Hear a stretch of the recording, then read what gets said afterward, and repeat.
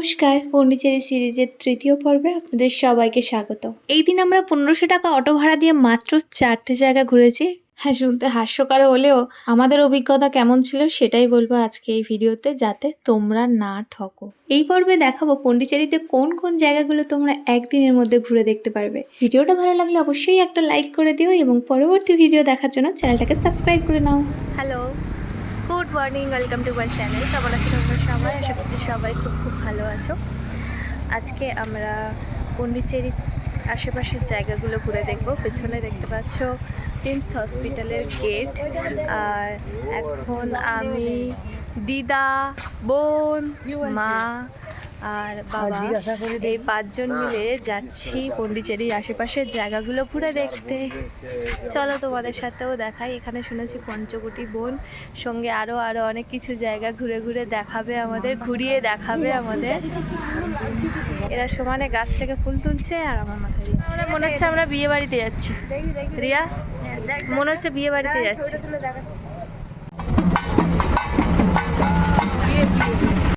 পুজো और वो चाहिए सूरत आदमी मारा जा सूरत किसी रहता और रहता সকলে মাথায় পারো नहीं नहीं এই দাঁড়াও, দেখাই ওটা। চলো ভেতরে চলো, আসো আসো। দেখাই ওটা, দেখাই দাও। এই ये বলতে এই দিন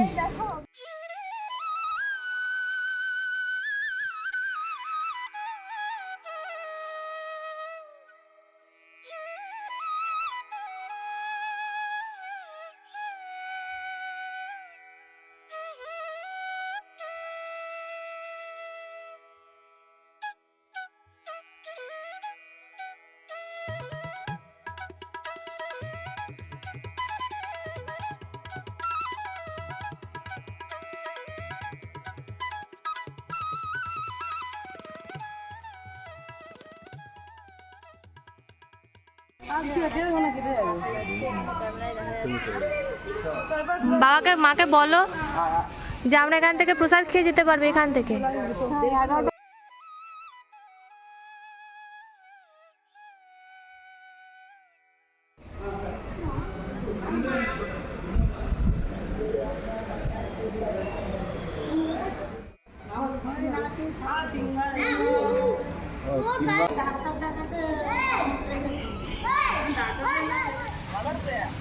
কিরে, তুই কি সাউথ ইন্ডিয়ান হয়ে গেলি নাকি? মাথায় ফুল, তারপর কপালে কুমকুম, কি ব্যাপার?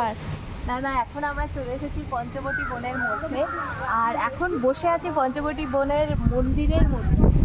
তো এখানে দেখতে পাচ্ছি চারিদিকে গাছপালা ভর্তি। অ্যাকচুয়ালি আমরা যেটা ভেবে এসেছি, রাস্তায় চারিদিকে ফলের গাছ ভর্তি, ফুলের সেন্ট আসছে, বিভিন্ন রকমের বন্য ফুল। এগুলো দেখতেই কিন্তু পৌঁছে গেছি পঞ্চবটির মন্দিরের মধ্যে। এসে ভেবেছিলাম এটা হয়তো জঙ্গলের মধ্যে কোনো মন্দির হবে, যেমনটা আমরা ভাবি যে যেখানে মা সীতা, শ্রী রামচন্দ্র, লক্ষ্মণ ছিলেন, সেই বনে আমরা এসেছি। হয়তো বনের মধ্যে কোনো মন্দির যেখানে ওনাদের পূজা করা হবে, কিন্তু এটা একদম সম্পূর্ণ আলাদা। এসে দেখছি এখানে পঞ্চমুখ হনুমানজির মন্দির, আর ভীষণ বড় করে মূর্তি, যেটা তোমাদেরকে আমি আগের ভিডিও দেখালাম। আর রামচন্দ্র, সীতাজি, লক্ষ্মণের মন্দিরও আছে এখানে, তবে অতটা বড় করে নয়, কিন্তু মেন হচ্ছে পঞ্চমুখ হনুমানজি। আর আমরা এসেই প্রসাদ পেয়ে গেছি কিছুটা, সেটা তোমাদেরকে আমি দেখিয়েছি। আর মা, দিদা, বাবা লাইনে অলরেডি বসে আছে। আমরা একটু ভিডিও বানাবো বলে এখানে আছি। ওখানে খুব একটা সব জায়গায় ক্যামেরা অ্যালাউ তেমন কিন্তু নয়, তবে যেটুকু জায়গায় ক্যামেরা অ্যালাউ আছে আমরা ভিডিও বানাচ্ছি। আর চাইলে তোমরাও আসতে পারো, কিন্তু এখানে বাস ভাড়া শুনলাম মাত্র 10 টাকা, যেখানে আমরা 300 টাকা করে পার হেড অটো ভাড়া করে এসেছি। অবশ্যই আমাদের অনেকগুলো স্পট ঘুরিয়ে দেখাবে, জানি না কোথায় দেখাবে, কারণ এনাদের কোনো ভাষা আমরা বুঝতে পারছি না। যতটুকু শুনেছি একটা রক ব্রিজ পঞ্চবটি বন, যেখানে মেন এই জায়গাটাই আসার কথা ছিল, বাকিগুলো অল্প অল্প। তো আমরা এখানেই টাইমটা কাটাচ্ছি, প্রসাদটা যাতে দুপুরে এখানে পেয়ে তারপর বাকি সারাটা দিন ঘুরবো। তোমরাও দেখতে থাকো।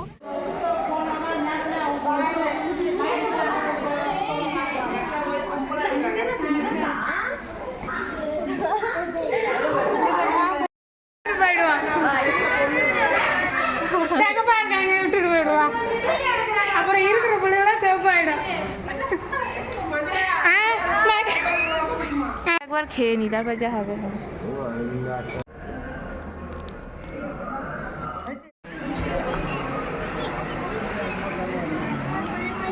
আজকের আমি জামাই ষষ্ঠীর খাবার খাবো এইখানটায়। বাবা এদিকে তাকাও। জামাই ষষ্ঠীর প্রসাদ কুপন দিয়েছে, বাড়িতে নেই।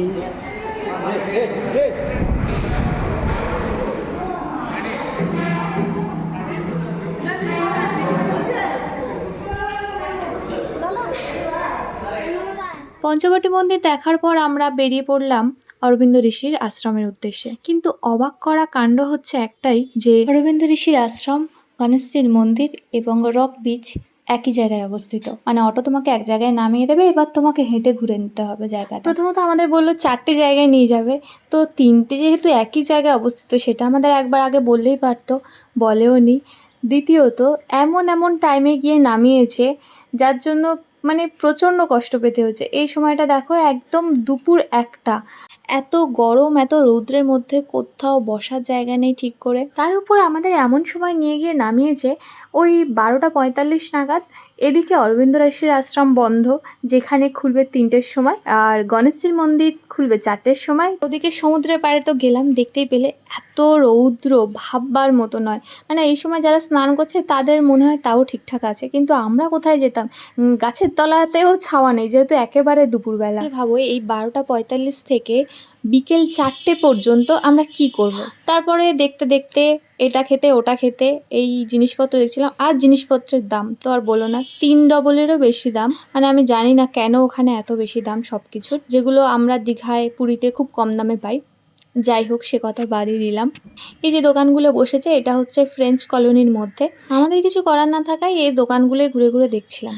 জায়গাটা ভালো, এখানে ফটোশ্যুট করছে অনেকে, কিন্তু কিভাবে এই রোদ্দুরের মধ্যে করছে সেগুলো আমি জানি না। তারপর মনে হলো ঠিক আছে ডাব কিনেই খাওয়া যাক। ডাবের দাম আমাদের যাদবপুরের মতোই, 60 টাকা করে।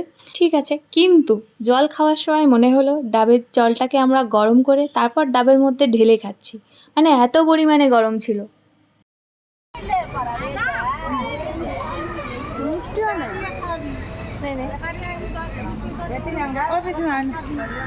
এটা খাচ্ছি মিষ্টি নেই, জলটাও ভালো ছিল না, ভালো না। যদি হাত দেবে না, যেটা নেবে। এই তো আমার কাছে যেটা নেবে সেটা হাত দেবে না, লোক দেখবে।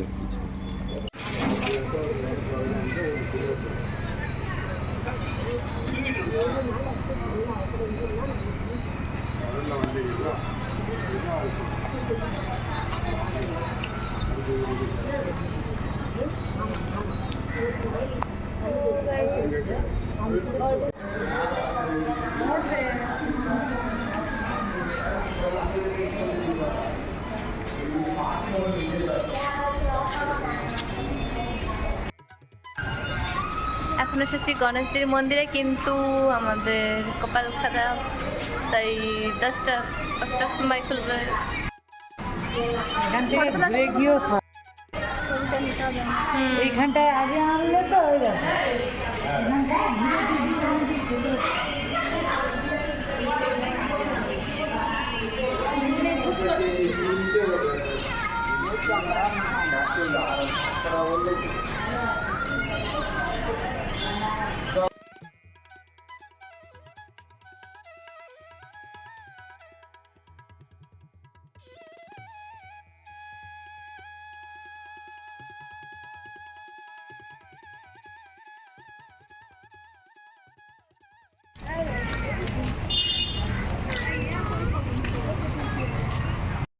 তো আমরা এখন চলে এসেছি রক বিচে।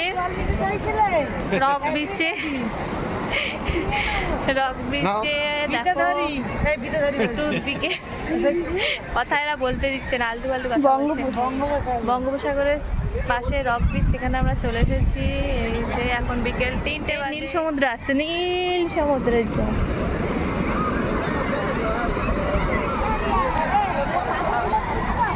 হ্যাঁ,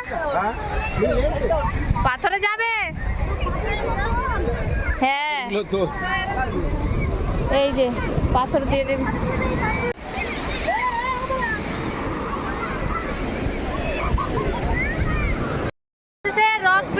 নিচ পর্যন্ত আমরা এসে পৌঁছে গেছি। কেমন লাগছে বলো? দুপুরবেলা এসেছিলাম, বিশাল গরম লাগছিল বলে আসিনি। রৌদ্র কমে এসেছে, সমুদ্রটা বেশ ভালো লাগছে। ঠিক সেই সময় ফোন এলো, এখনই না গেলে 500 টাকা এক্সট্রা দিতে হবে। আমরা তো শুনেই অবাক, এ আবার কি? সময়ের কথা তো কিছু হয়নি, অটো যেহেতু রিজার্ভ করছি যতক্ষণ ইচ্ছা থাকতে পারবো। সব জানলে তো আমরা দুপুরবেলা খেয়ে দিয়ে বেরোতাম, পঞ্চবটি আশ্রমও ঘুরতাম, তারপর সন্ধ্যের দিকে এখানে এসে পৌঁছাতাম। পরে শুনলাম এগুলোতে বাস আসে যেগুলোতে 10-15 টাকা টিকিট নেয়। আমরা অটো রিজার্ভ করেছিলাম যাতে আমরা নিশ্চিন্তে শান্তি মনে ঘুরতে পারি, সেটা তো একদমই হয়নি। বাকি আরো অন্য দিনগুলোতে আমাদের সঙ্গে কি কি হয়েছে সেগুলো অন্য ভিডিওতে শেয়ার করেছি, অবশ্যই দেখো। ভিডিওটা তোমাদের ভালো লাগলে অবশ্যই চ্যানেলটাকে সাবস্ক্রাইব করো। দেখা হচ্ছে অন্য কোনো ভিডিওতে। বাই।